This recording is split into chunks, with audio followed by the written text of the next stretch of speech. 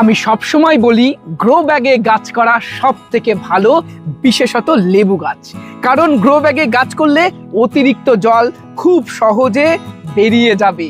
Grow ব্যাগে গাছ করলে রুটে ভালো বাতাস চলাচল করে, রুট ভালো থাকে, অতিরিক্ত জল না জমায়, রুট রট এই গ্রো ব্যাগের ক্ষেত্রে অনেক কম হতে দেখা যায়। আর গ্রো ব্যাগে করা গাছের ফলন দেখুন কি পরিমাণ ফল হয়েছে। ভালো ফল পেতে হলে গাছের রুট ভালো রাখতে হবে। গ্রো ব্যাগে গাছ অবশ্যই সব থেকে ভালো। তবে গ্রো ব্যাগে গাছ করার ক্ষেত্রে একটা সমস্যার সম্মুখীনও আপনারা হন। এই দেখুন, এই গাছে প্রচুর ফল হয়েছে। এটা 16x18 ইঞ্চি একটা গ্রো ব্যাগে রয়েছে। গাছটিকে এবার আমার একটু বড় গ্রো ব্যাগে রিপোর্ট করার প্রয়োজন। রিপোর্ট করার ক্ষেত্রে আপনারা অনেক সময় সমস্যায় পড়েন। তবে আজকের ভিডিওতে আমি আপনাদেরকে একটি প্রসেস দেখাবো, যে প্রসেসে খুব সহজে, খুব ভালোভাবে, খুব নিরাপদে আপনারা গ্রো ব্যাগের গাছগুলিকে আরো বড় গ্রো ব্যাগে রিপোর্ট করতে পারবেন। চলুন আজকের প্রতিবেদন শুরু করা যাক। আমি সুদীপ্ত, আপনারা দেখছেন আপনাদের প্রিয় চ্যানেল রংধনু গার্ডেন।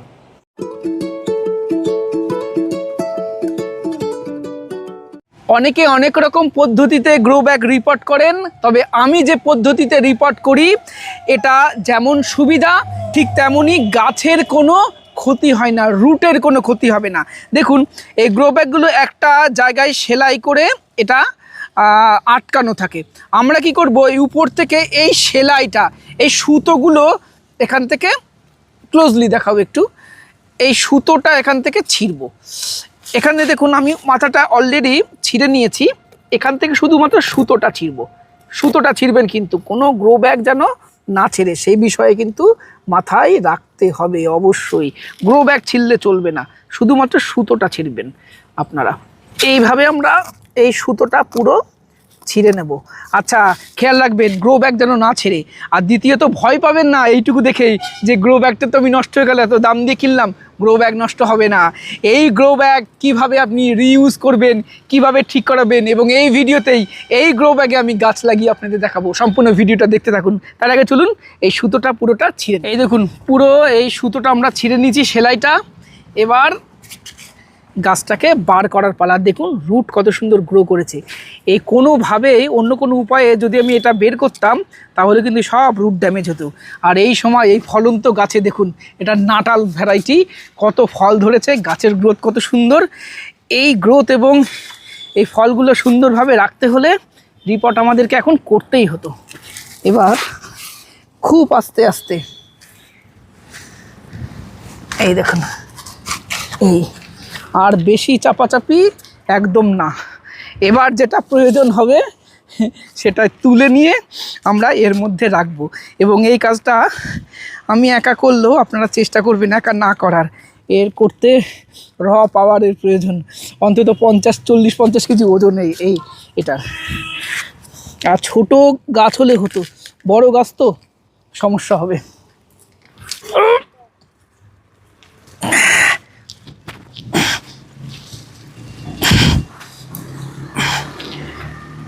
এই এটা করতে অনেক কষ্টকর, একা করবেন না, কারোর হেল্প নেবেন। খেয়াল রাখতে হবে শুধু রুট যেন ড্যামেজ না হয়। এই দেখুন একটা রুটও আমার ড্যামেজ হয়নি।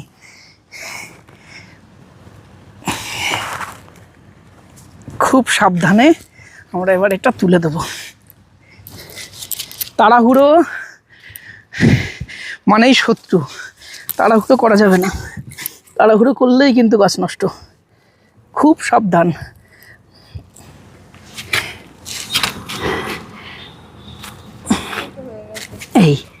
এই দেখুন, যাক খুব সহজে এটা কিন্তু আমাদের হয়ে গেল।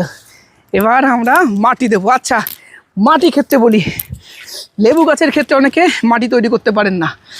লেবু গাছের ক্ষেত্রে মাটির জন্য ওয়েল ড্রেন সয়েল তৈরি করতে হবে।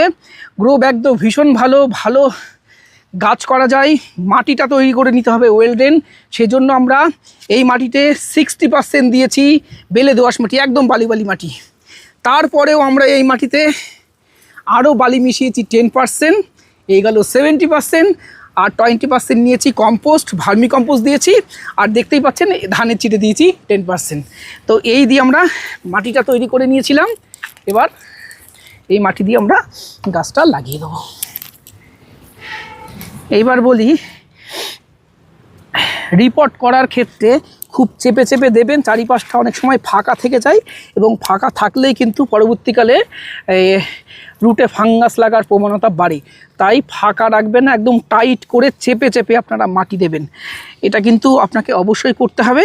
আর এই বর্ষার সময় রিপোর্ট করার ক্ষেত্রে দেখবেন যে মাটিতে রিপোর্ট করছেন সেটা যেন ভেজা না থাকে, সেটা শুকনো অবশ্যই থাকতে হবে, না হলে কিন্তু আপনাকে ওয়েট করতে হবে। ওয়েদার একটু ভালো হলে তারপরে রিপোর্ট করবেন। আচ্ছা, এই দেখুন,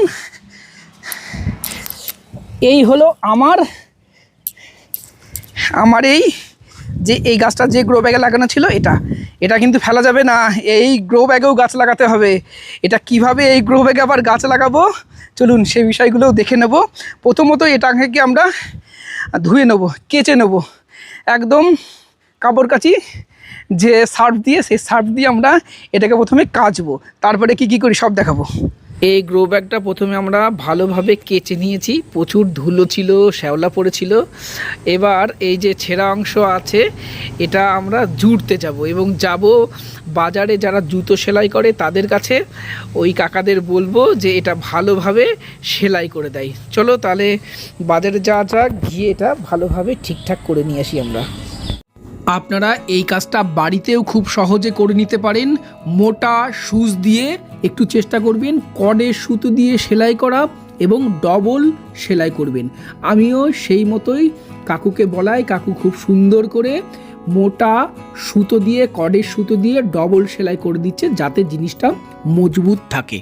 এই দেখুন, এই সেই গ্রো ব্যাগ যেটা আমরা এখান থেকে সুতো ছিঁড়ে ফেলে রিপোর্ট করেছিলাম। এই দেখুন কত সুন্দর সেলাই হয়ে গেছে, আর এখন কত শক্ত হয়ে গেছে দেখুন। এই ভয় পাওয়ার কিছু নেই, এইভাবে গ্রো ব্যাগ কখনোই নষ্ট হবে না।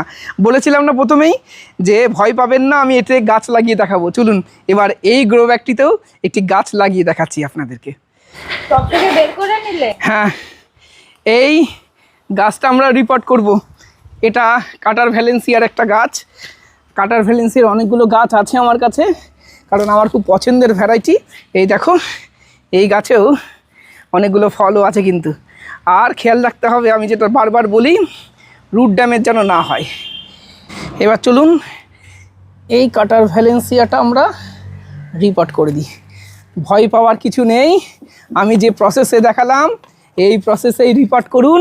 চেপে চেপে চারিপাশটা দিতে হবে,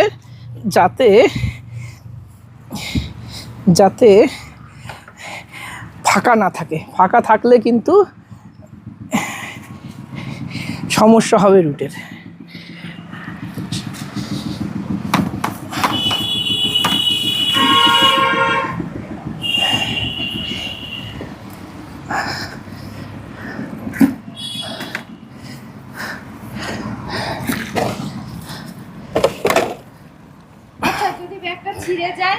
আচ্ছা, ব্যাগটা ছিঁড়ে যায় যদি, অনেকে তো মনে হতে পারে, একটু উঁচু করি।